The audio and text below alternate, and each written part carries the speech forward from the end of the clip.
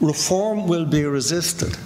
It will not come naturally. Embedded institutional cultures are tenacious as hell. People who have prospered in the inherited culture have much to lose: loss of face, loss of status, loss of power, loss of influence, and will resist ferociously. Politicians will resist it. It will not suit politicians in the new government to have civil servants stand up to them, for example, if they want to do something that's silly or foolish or economically unwise, etc. Public servants will resist it and have resisted it.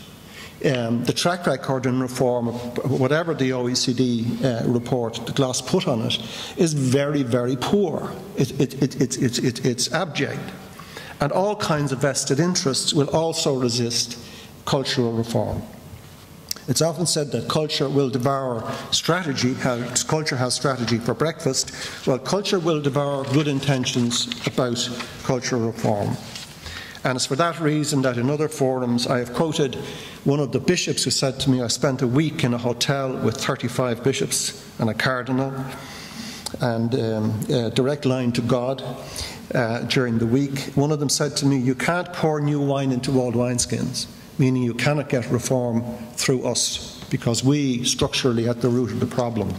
And it's for that reason that for years I've agitated for a full government department of reform. Now I want to come on to reports, and I'll come back to culture. We in this country are not short of inquiries, diagnoses, investigations, reports with sound recommendations. There's some of them. Included in it is the OECD report. We were not short of money, and money has never really been the issue. Intelligent solutions were stated, restated, restated again and again and again, such as the Commission on Taxation, the National Competitiveness Council report. We have known the right things to do again and again, but we have failed to act.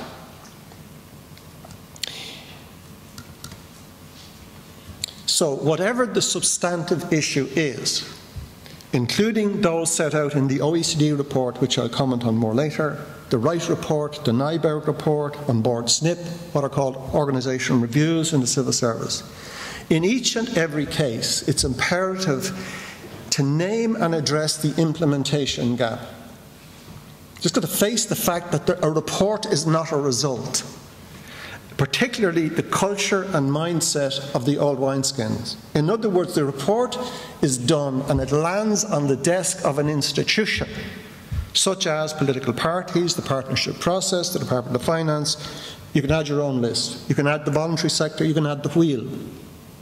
There's the report, there's all the evidence, and it's the reaction of the system to the report that makes it impossible for it to be implemented. So really are stuck. So one more report, one more devastating report will not do it. So more analyses and inquiries are futile unless we name and render discussable and effectively address the meta problem in every case.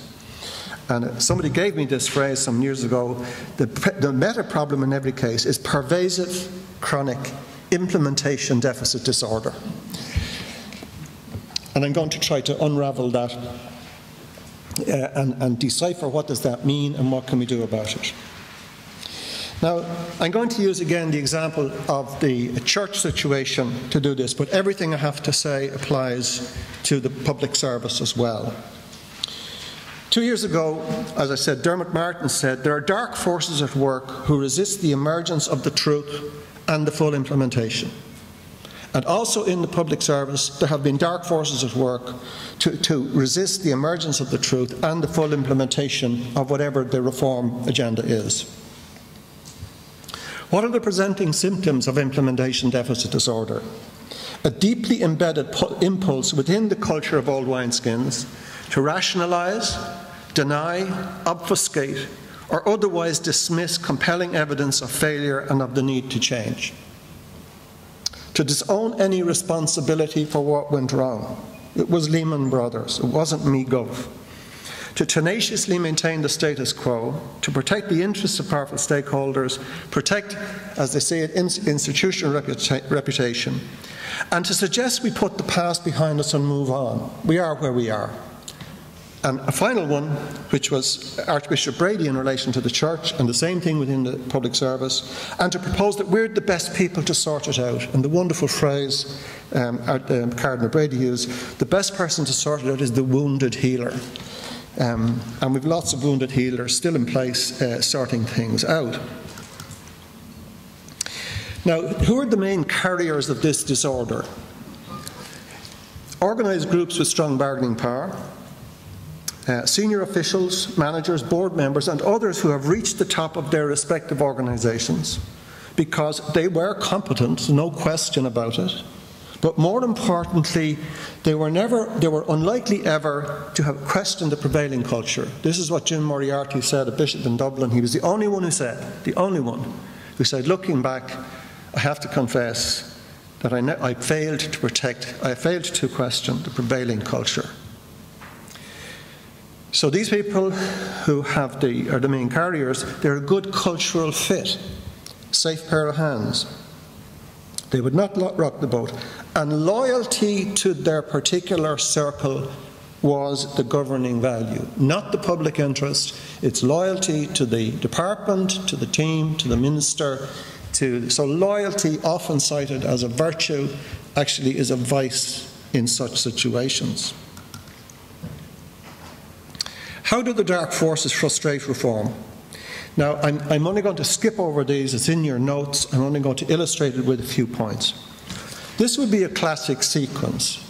You do the analysis. The same would be true of policy and strategy development. You do the analysis, you carry out the inquiry, you set it up. You produce a report with recommendations. You make decisions on foot of the recommendations. You map out a roadmap, a plan, a project plan. You deliver it, and you track it, and you hold people accountable. So that's textbook sequence in any kind of reform or renewal or developmental program. But what happens? You constrain the terms of reference. So September the 28th doesn't get included in the terms of reference. You appoint a biddable person, a safe pair of hands, in many cases in recent times, a former civil servant, senior civil servant, who will deliver something that is safe. You withhold information. So, for example, we're told now that the allegations about planning irregularities in Carlow will be handled internally by the Department of the Environment and not an external body. So the inquiry is spiked from the very beginning. The report and recommendations, write it in a tone that won't offend. The OECD report, for example, has passing references to decentralisation, which it calls administrative relocation. But decentralisation involved the appropriation and vandalisation of our public service for political gain. So the deal that's involved in doing many reports is such. Another one is they sanitize it before release. Somebody said to me recently, the mice get at it before it's published. Legal pretext is used to obscure it. I don't know if you've ever seen a redacted report. It's a very ugly physical document. It has black pen written through the report. Terminate the contract, get their interpretation in first, get your retaliation in first. Albert Reynolds, after one of the inquiries, they come out before anybody else sees the report is due out today, but I have been vindicated by the report. Refuse to publish it, require another report. Set up an implementation group about the first report, as has happened in the case of the OECD. Decisions, kick the can down the road, agree to everything. Avoid hard choices, produce an Irish solution to an Irish problem, fudge the issue. Plans. The plans have no coherent vision, no timelines, no specific objectives, no named executives, and no money. There's no dollar sign or euro sign underneath the plan. Execution. Weak management. There isn't the capability down. I believe that the Achilles heel of the Croke Park Agreement and many of the reforms that we aspire to within the public service, they're jeopardised mainly by weak management down the line. The head of a government department told me about 2 years ago, I have never received 1 day's training in management. A man managing a budget of many hundreds of millions. Monitor and control, no discipline in tracking and no external reporting. Again, I don't have time to give you examples of all of these. And finally, no accountability and no consequences. Now, they are the different ways in which reform or renewal or whatever are jeopardised. Now, there's a good side to all of that too, but this is something that is quite endemic in the system. So, how do you overcome the dark forces? This is just a kind of a list of things. Full disclosure, Matthew Elderfield has said, from now on, there's going to be invasive scrutiny and effective sanctions. The OECD inquiry was not really invasive. They had minders in Dublin. They had, it isn't invasive enough. And as you know, the speaker said that, you know, there were other people they should have talked to. Other people they should have talked to. One of the reasons why the CIA has failed in many countries around the world is they talk to CIA officials and ambassadors. They never get down on the ground and talk to the people, for example.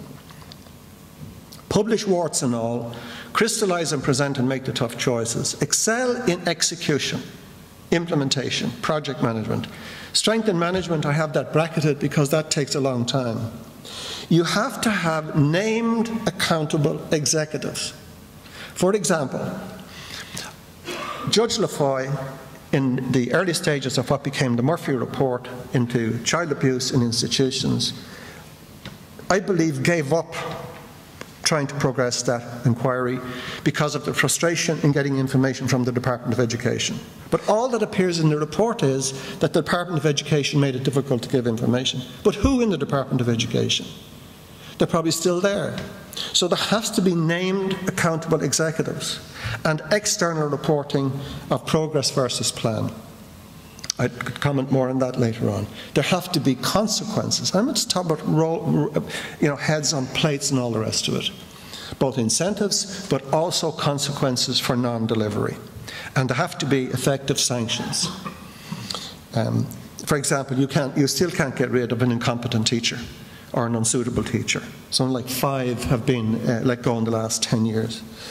So, quoting Elderfield, we will have invasive scrutiny and effective sanctions. Far too many reports, ones that I commented upon in the Irish Times last year, the Department of Finance's own report about itself in August 2009 said the Department of Finance is widely recognised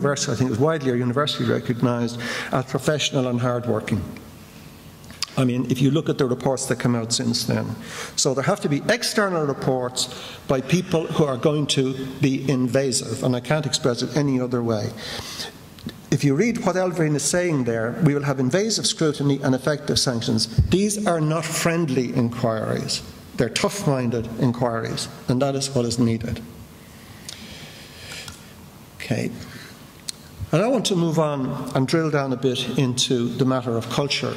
And a lot of what I will have to say here echoes what Sean Healy said earlier. I have a collection of editorials at home of the number of times, including in the last 2 days, that culture is reached for as a construct to explain what went wrong. Within the last 2 days on the Vincent Brown programme, the tabloid culture, and also the culture within the mental health services. And I was thinking of trying to make a bit of money out of a new board game, which was to match these descriptions of culture with these different organisations. And I'm actually into the second version of the board game because I have found another whole bunch of organisations and another whole bunch of labels of these cultures. Now, these labels are very simplistic, but nevertheless what they're saying is, in all of the institutions that have failed us, and there are many, a key issue is the culture, because that gives you intractable, recurring problems. They never seem to go away. And a good example of that is AIB. It keeps breaking out, like it's in the DNA of the organisation. Now, I want to say something about public service reform in this context. And I want to distinguish between above the line and below the line. Above the line is modernisation. Streamlined processes, IT, management development, measurement, focus on outcomes, procedures, technology, buildings, and all the rest of it. It's everything you can see. That's modernisation, and it means the public service catching up with the private sector and with 21st century organisation and management. Below the surface is reform. Values, mindset, attitudes, sense of entitlement, and so on. Above the surface is a technical challenge, and below the surface is a developmental challenge. Technical challenge, best practice. How did they do it in New Zealand? How did they do it wherever? We know this stuff. It's in the reports. The problem is below the surface. This is about mores. They're all doing it. That's what's done. That's the way things are done around here. Below the surface is what's right. Morals. Above the surface is competence. We need people who are competent in technical areas like IT, purchasing, procurement, planning, economics. But we also need formation, which is about character. The public service needs people who are competent, but have the competence and the character to drive the reform. Now, the OECD on culture. The OECD has all the sections that have been laid out for you this morning: integrated structure, senior public service, e-government, budget processes, capacity, performance management. It's all set out there. That's all the stuff above the line. It's what I call infrastructure for one word. They make occasional one-word comments on what's below the line. There's a reference to equity, there's a reference to integrity, there's a reference to citizen focus. But here's the interesting part, and this is really the key point I want to make in my thing. Above the line is technical, below the line is cultural. In the presentation this morning, the observation was made that we spent a bit too much time on the hard stuff, which is above the line, and not enough time on the below the line. And here are the figures. There are 375 or 6 pages in the OECD report of 2008. 370 plus pages are all about what's above the line. The technostructure, if you like, above the line. There are less than 3 pages that refer to the culture or the values. It's a huge imbalance in the report. However, when they do comment on the culture, here's what they say. Achieving an integrated and effective public service will require mobilising its greatest resource, its core values. An integrated public service will depend more on changing behaviour rather than structures. Behaviour is less determined by formal sanctions and incentives, they're above the line, than by the values that are established in their hearts and their minds. The report refers to the importance of rethinking core values in public management forums, and governments have found it crucial to restate traditional values and new values to provide an ethical framework for staff behaviour. They refer to many countries now placing a renewed emphasis on rethinking their core values in public management reforms. Many countries are formalising their core values. So, lots of documentation about what's above the line, a couple of pages below the line, but then saying that the stuff below the line is what will deliver it. That's the crucial bit. And this is what was brought out in Sean's presentation, where he said that the fundamental thing is what comes out of the value system determines everything else. This is a perspective from a former civil servant, Noel Coughlin. Worked in the World Bank, worked in the EU. He wrote recently in Studies, the summer edition of Studies. He's basically saying that trying to get the reform through changing the structures and the systems above it may not suffice. A new perspective is required. The public service ethos, once the subject of legitimate pride, suffered during the Celtic Tiger era. The sense of dedication and commitment to the common good that was once such an admirable characteristic of an earlier, possibly more innocent age, gave way to a rather more instrumentalist approach that saw public service not as an end in itself, but as a pathway to richer pastures.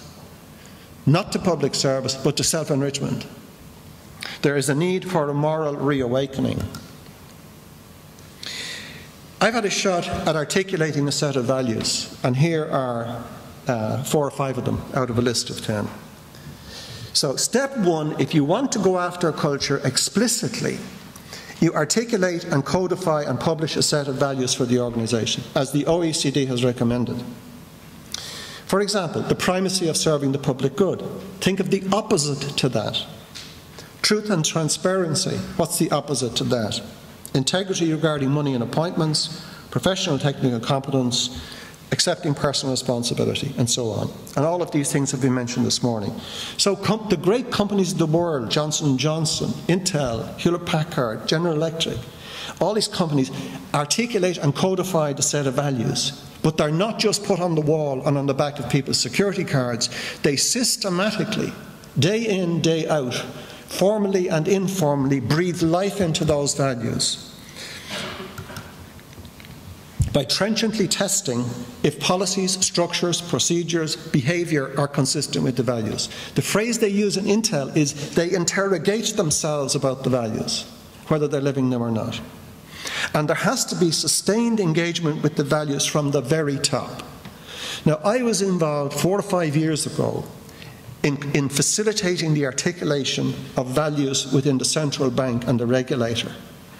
So they had the set of values, and they were included in the annual report. But I was subsequently told that at a very senior level, when it was mooted, that we should spend some time examining how we, at the very corporate level, are living the values. A remark was made, Asher, the values are for the staff. It's chilling, okay? Just think of what's happened there. So there has to be a third point I'll make, and this would be something I would dearly wish for. Just as there is an annual report and an audit about everything else, we have a whole industry auditing money. If culture is so important, why is there not a word of it in annual reports?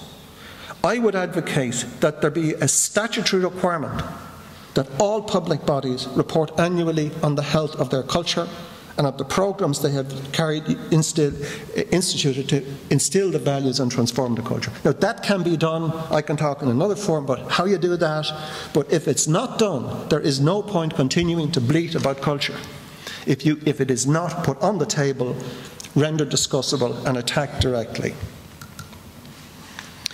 And finally, assurance. It cannot be left to self-evaluation. There has to be invasive scrutiny and effective sanctions. This is the rest of the values. I don't have time to go into them. These are not in your pack. I have a reason for not putting them in your pack, which I can explain later on. I want to stick to my time.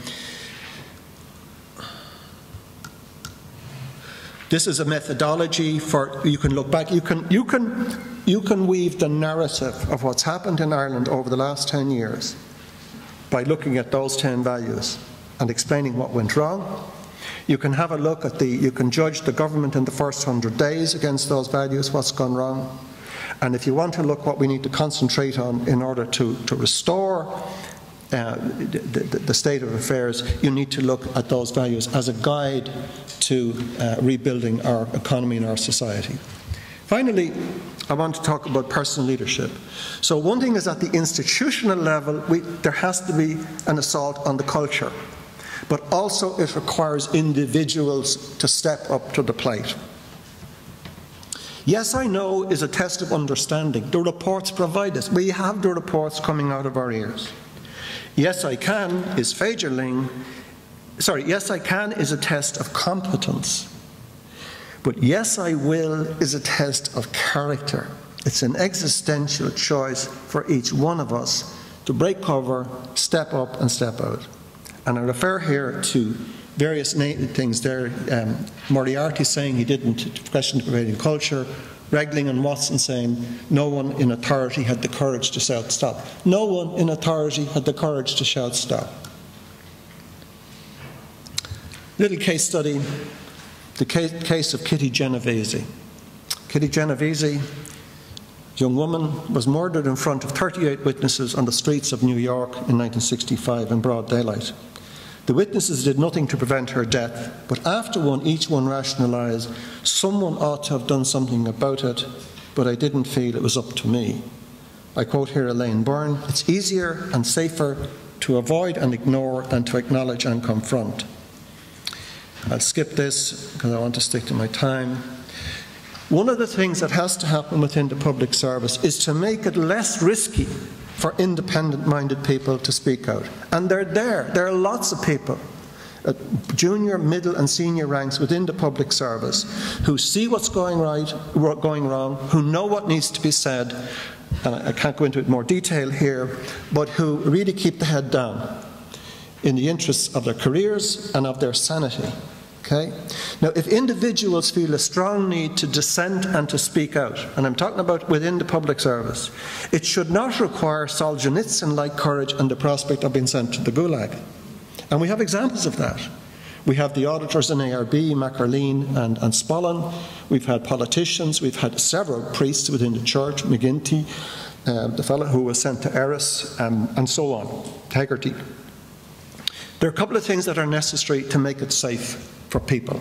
One is HR policies where you hire against the values. You hire explicitly against the values. And I hope the new TLAC and the new Public Appointments Service does that. Formation against the values. There is no system of formation within the public service.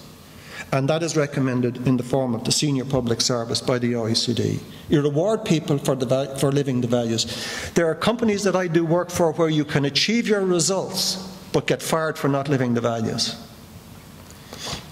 And you promote people because they epitomise the values. The other things that will make it safe for people is change the Freedom of Information Act, 1924 Ministers and Secretaries Act, Whistleblowers Charter and management practices. So finally I come down to a challenge for you and for me. You've been faced with many challenges, each one of you, with hard choices in the past, and you're now faced with a more acute choice. You're faced with a moment of truth that either you show courage in action or it's not up to me, not now. I'm going to keep the head down, see what others do, see what way the wind blows. So I see this as an existential challenge for everybody today. And my recommendation to you is that it's your call. Thanks very much.